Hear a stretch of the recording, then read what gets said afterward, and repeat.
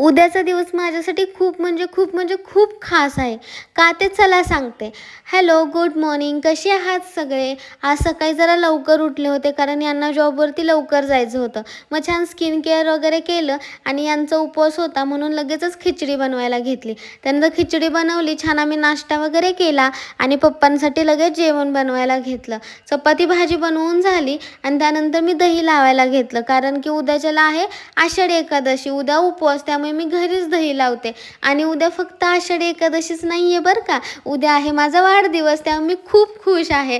त्यानंतर मी छान आवरलं वगैरे, माझं थोडंसं उद्याची तयारी केली. माझ्या मैत्रिणी आल्या होत्या, त्यांच्याशी गप्पा मारल्या आणि महत्त्वाचं म्हणजे यांनी रात्रीच्या 11 वाजता मला खूप छान सरप्राईज दिलं. माझा वाढदिवस उद्या आहे पण मला यांनी आजच केक आणि छान माझं फेवरेट चॉकलेट बुफे घेऊन आले होते कारण उद्या केक कट करता येणार नाही म्हणून त्यांनी आजच केक आणला. मग त्यानंतर माझ्या सगळ्या मैत्रिणी वगैरे आलेल्या, त्यांनी मला छान औक्षण केलं. माझ्या पप्पांनी त्यांनीसुद्धा खूप गोडपणे औक्षण केलं. छान आम्ही बड्डे सेलिब्रेट केला छोटासा आणि मग राहिलेला बड्डे आम्ही परवा करणारच आहोत.